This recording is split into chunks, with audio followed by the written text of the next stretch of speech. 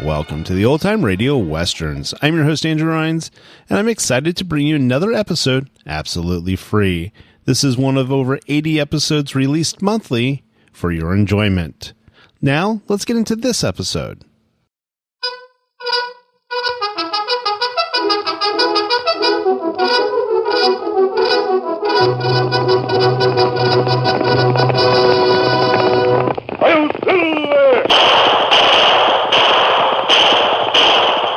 Horse with the speed of light, a cloud of dust, and a hearty hi-yo silver, the Lone Ranger.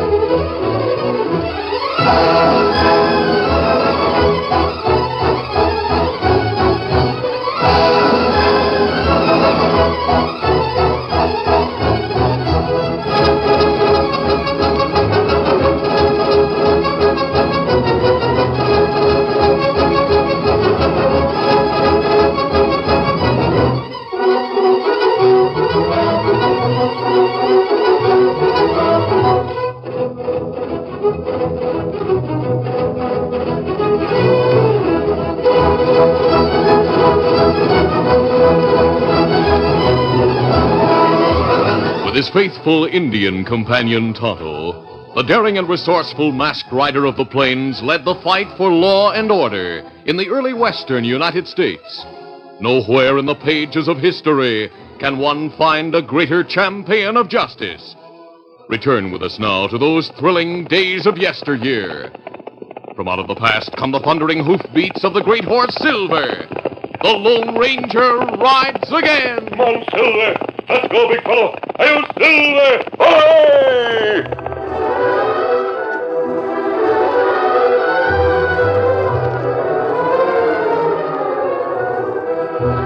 Matt Lake, the son of the sheriff of Big Rock, was arrested as one of 4 men who had committed a robbery. Though innocent, he was convicted and sent to prison. It was 5 years later when the truth came out. A deathbed confession of one of the real criminals cleared Matt Lake of guilt. The Lone Ranger had been given a copy of that confession by his friend, the governor, together with the governor's pardon, and had been asked to deliver them. Meantime, Matt Lake had left prison on parole, so the masked man and Tonto hurried toward Big Rock.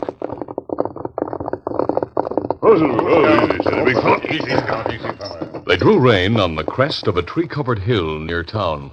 Why we stop here, Kimasabi? This is as far as I'm going, Tonto. Oh, you not deliver pardon and confession to sheriff? No, for this mask, the sheriff will ask a lot of questions. He doesn't know me. I think you better deliver these documents to the sheriff. Me do it. It's too bad Matt not know about pardon before him leave prison on parole. Yes, if we'd reached the prison a day earlier, we could have given it to him. But we've traveled fast, Tonto. Matt can't be far ahead of us. That's right. While you're in town, see what you can learn about the 3 criminals named in the confession. That was Perry West, Brownie Owens, and Sky Menard. Owens, Menard already wanted by law. But fellow named Perry West, him not known as crook. All the more reason why he's probably still living in Big Rock. He doesn't know that the confession named him as the man who helped frame Matt Lake into prison. Methinks Sheriff Blake be plenty glad to learn names of men who frame son. Yes, you're right, Tonto. Be sure to give the papers to the sheriff personally. Perry West will try to escape if he learns of the confession before the sheriff has a chance to arrest him. Easy, Scout. Easy, fella. You not worry, Kemosabe.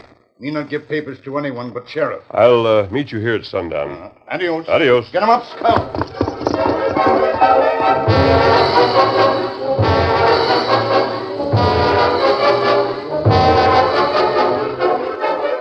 Meanwhile, Matt Lake had arrived in the town of Big Rock. He went directly to his father's office. Crossing the porch with long strides, he shouted as he rushed through the open door. Dad! Dad! At the sound of his son's voice, the sheriff turned quickly from his desk. Matt, my son, you're home. That's right, Dad. Oh, gosh, it's great to see you. Matt, let me look at you. Why, I didn't know the stage was in. Must be running ahead of schedule. As far as I know, it's right on time, Dad. I didn't wait for the stage. You traveled alone? Yeah, I figured I could get here a couple hours earlier that way. I got a letter a month ago saying you were to be paroled. The parole came through 2 weeks ago. Yeah, I have my papers here. Yeah. You're pale, Matt. You've lost weight. Territorial prison's no health resort, Dad. It's not meant to be. Dad, I know it's been mighty tough for you. Having a son with a criminal record, We'll not talk about it, Matt. I didn't commit that robbery. Somebody put enough of the stolen cash in my saddlebags to frame me. Matt, I did my best to prove that you'd been framed, but the evidence stood up in court. Yeah, I know. It convicted me. Well, now that you're free, Matt, there's only one thing you'll have to remember. What's that, Dad? You've been paroled to me. Even though you're my son, if you get into trouble, even a fist fight... I know. It'll be a violation of my parole. Right. I'd have to send you back to prison. But don't worry, Dad. I'll stay in the clear. Yeah, town looks different. Even the people have changed. I saw a lot of new faces on my way here. Big Rock's growing. One of these days it'll be an important place. Oh, is Janie West still around? Yes. She hasn't married. Oh. Her dad died a couple of years ago. Oh, that's too bad. Who's running the ranch? The West place belongs to Henry Ferris now. Well, how come Janie sold out? Well, Janie didn't have much to say about it, son. Her dad left the place to Perry, Janie's older brother. Perry gambled the ranch away. He never was any good. I reckon Janie used most of the cash she inherited from her dad to pay a lot of Perry's debts. Where's she living, Dad? In a rooming house. Gosh, I'd like to see her. Then you'd better go over to the Goldenrod Cafe. Huh? Janie's working there. She sings and waits on tables. She what? That's right, son. Her job means the difference between eating and starving. Perry's not making enough to take care of her. Of all the things I ever... If that's the stage, it's ahead of schedule. Loaded with trouble from the sound of things.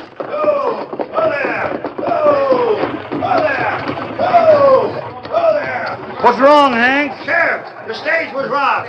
Get down from that driver's seat, Hank, and tell me what happened. Two fellas stopped me about 5 miles outside of town. They stole cash and jewelry from the passengers and took everything else they could carry away. What the critters look like? Well, their faces were covered, Sheriff. But one of my passengers recognized them. Said they were Brownie Owens and Sky Menard. I'll talk to your passenger and get a description. Then we'll backtrack the stage and pick up the trail. Want my help, Dad? No, I'll round up a posse to ride with me, son. You might as well stay here and renew old acquaintance. Well, if you're sure you'll not need me. Now, go on, Matt. Janie's about due to finish work at the Goldenrod. Come along, Hank. I want to question your passengers. We'll see how much was stolen. All right, Sheriff.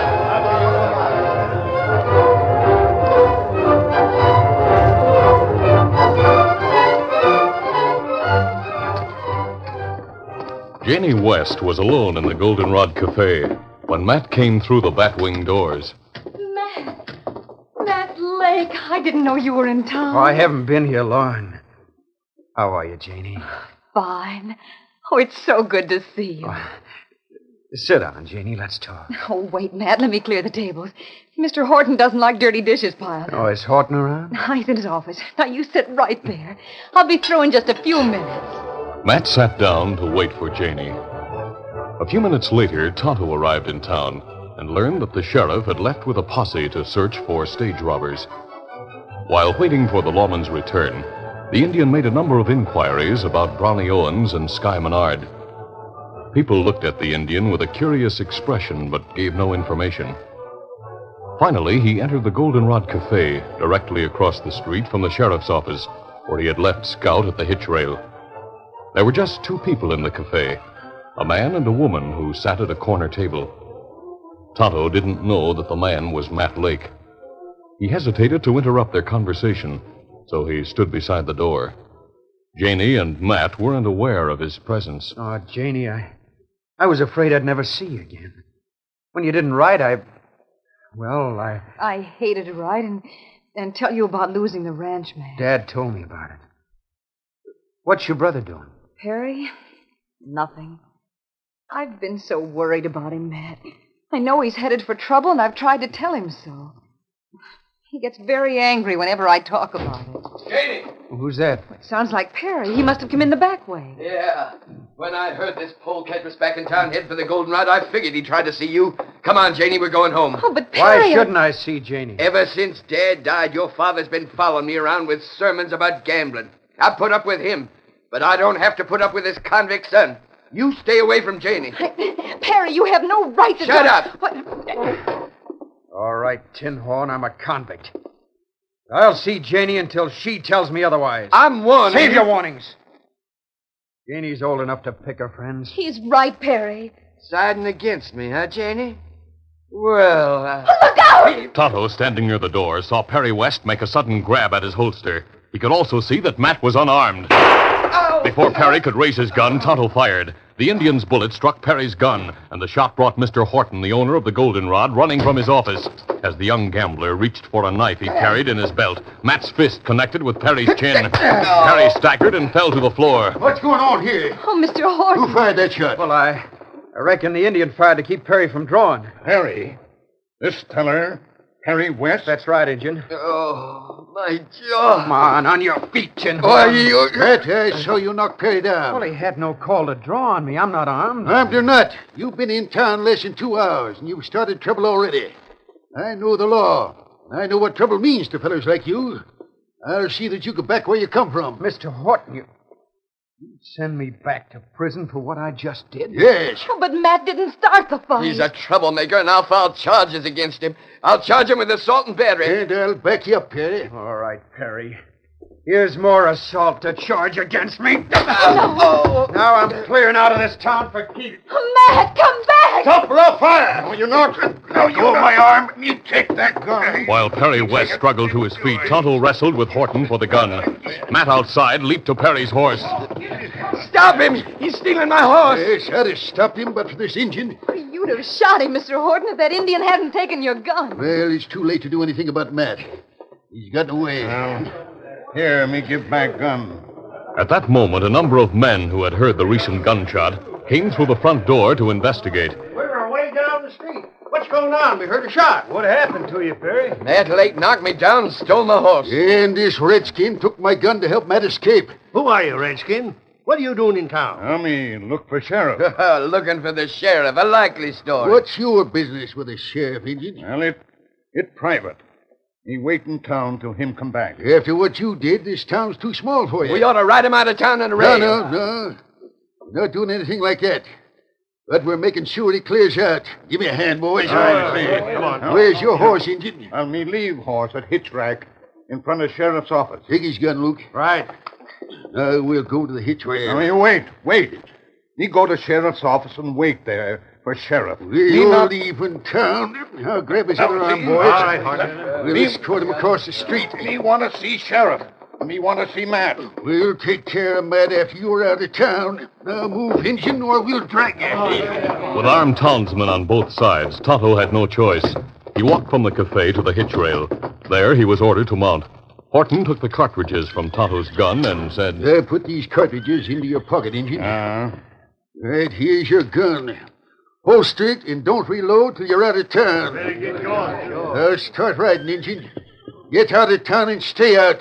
And you better not try to come back, you savvy? Me savvy. Get him up, Scout.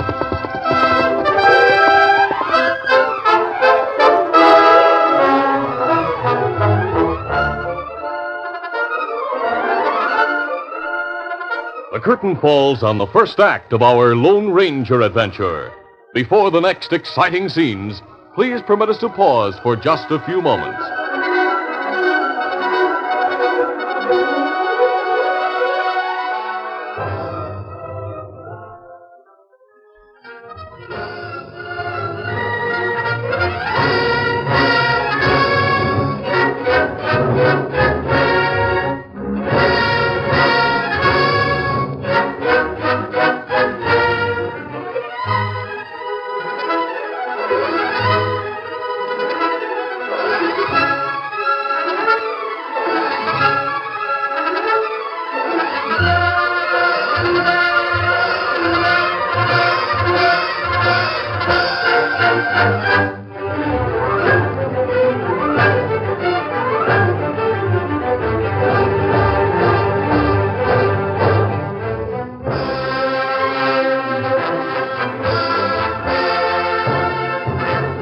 Now to continue.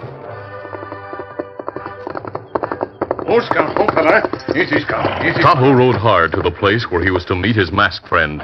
He dismounted and quickly explained what had happened in town. Then you didn't deliver the confession and Matt's pardon to the sheriff? No. Me not see sheriff. Did you tell Matt about the pardon? There no chance to tell Matt. Feller named Perry West in cafe. Me not want to let him know about pardon, confession. Then Matt ran away because he was afraid of being sent back to prison? Ah.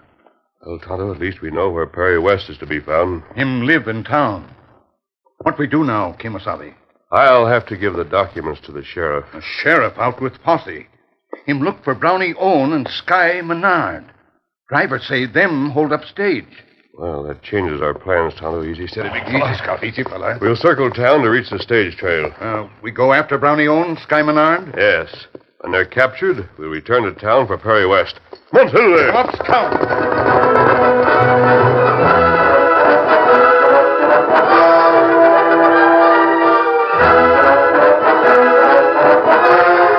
Sheriff Lake and the men with him had found the tracks of the two outlaws easy to follow at first.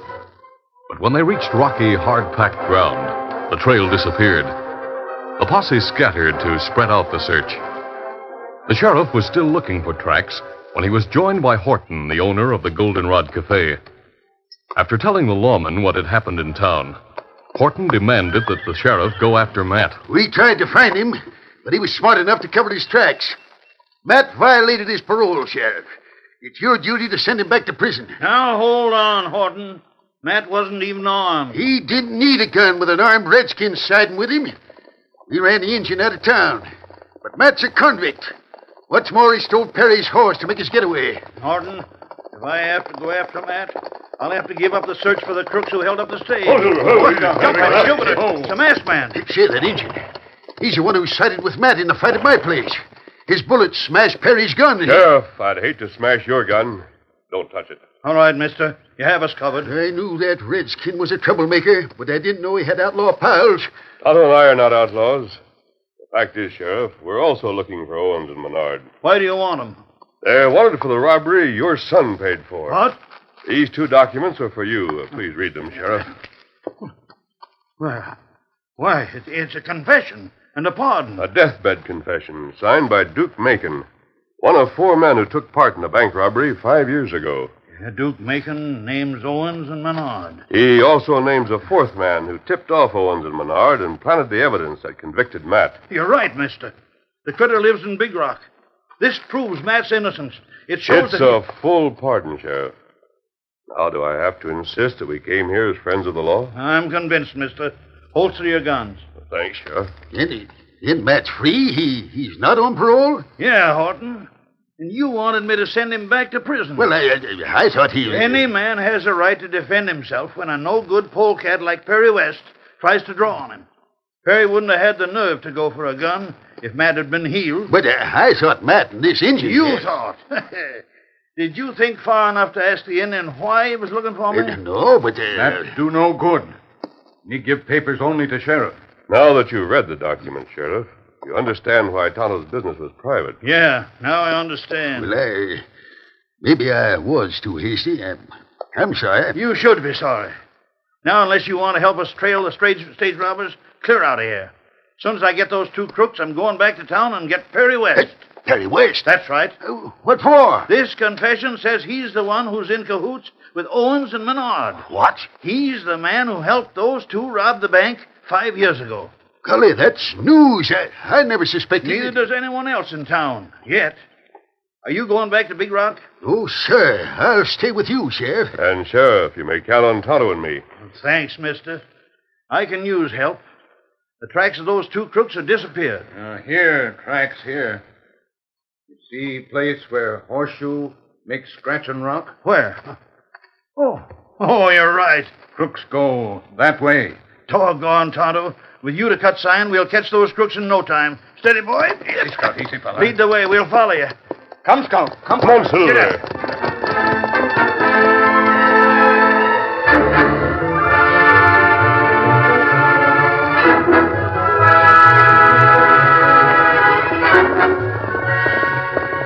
Meanwhile, Perry West had rented a horse at the livery stable and ridden out of town. Come on, there, boy. He had been surprised and glad to learn that Brownie and Sky were in the vicinity. He rode to join them. Unlike the lawmen, who were making slow progress following the obscure trail, Perry knew just where to go. He traveled steadily north through most of the afternoon. He didn't suspect that Matt was traveling the same route.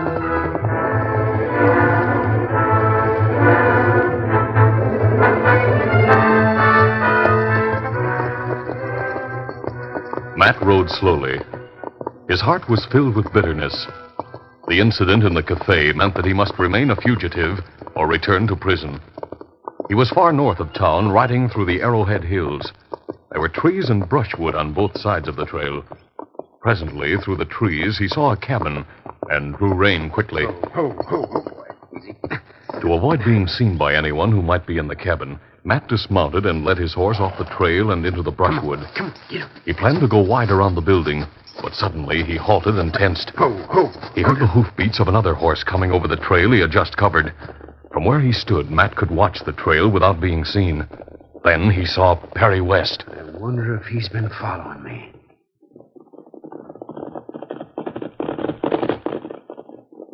Perry passed the hiding place, and Matt breathed a sigh of relief.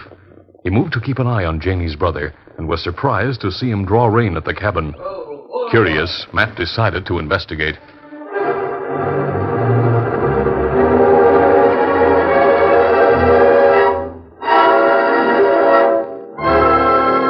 Perry knocked on the door of the cabin.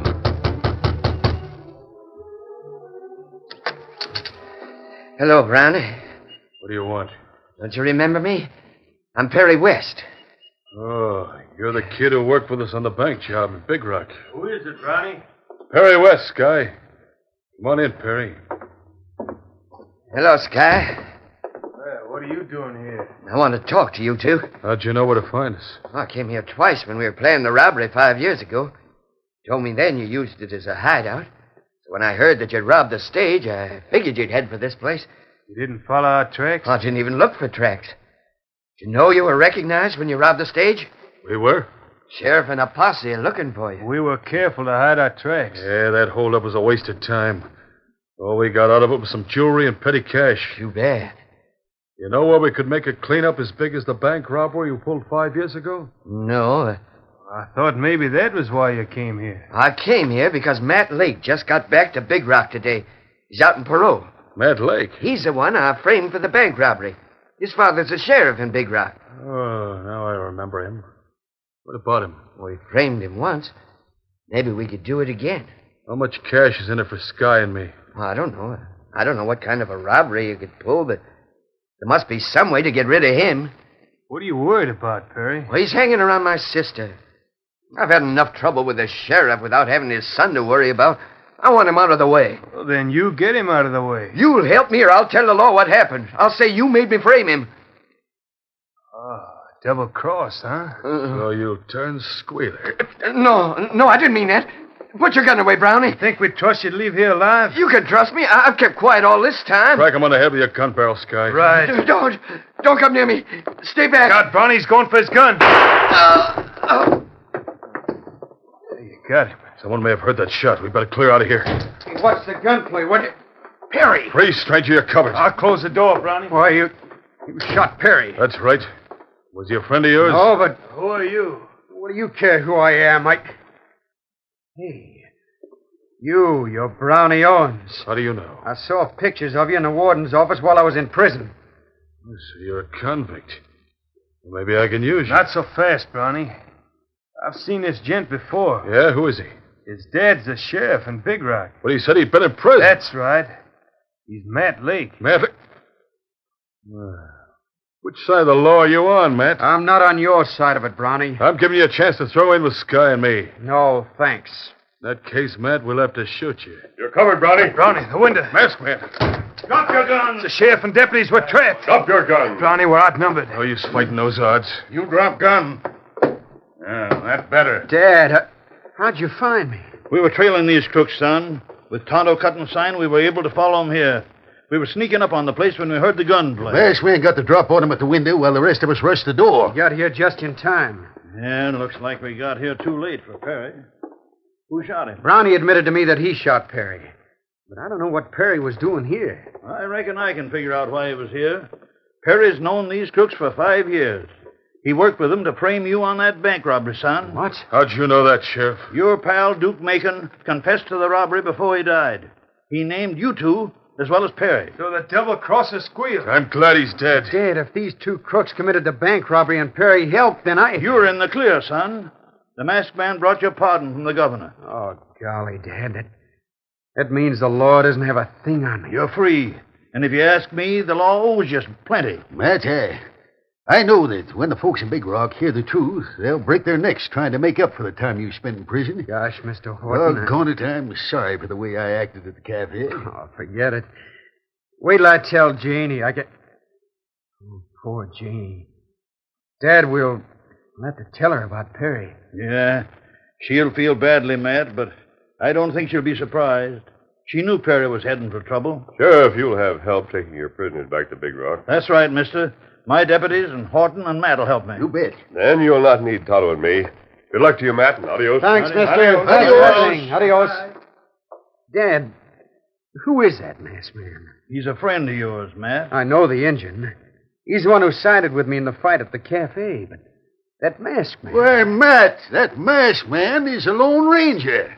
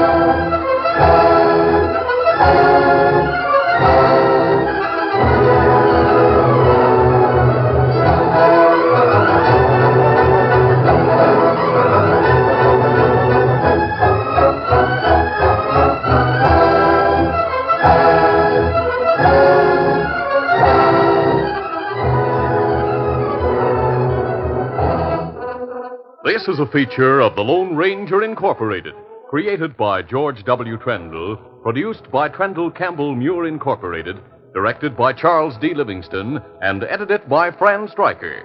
The part of the Lone Ranger is played by Brace Beemer.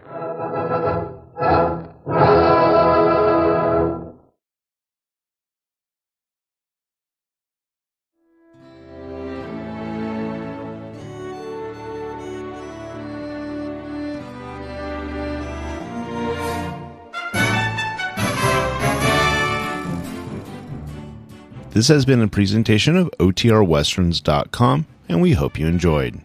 Please take some time to like and rate this episode within your favorite podcast application. Follow us on Facebook by going to OTRWesterns.com/Facebook, and subscribe to our YouTube channel by going to OTRWesterns.com/YouTube. Become one of our ranch hands and unlock some exclusive content. We want to thank our most recent ranch hands, Steve and Ron W., who joined us recently. You too can join by going to OTRWesterns.com/donate. Send us an email, podcast@OTRWesterns.com, and you can call and leave us a voicemail, 707-986-8739. This episode is copyrighted under the attribution non-commercial share-alike copyright. For more information, go to OTRWesterns.com/copyright. Have a great day, and thanks for listening.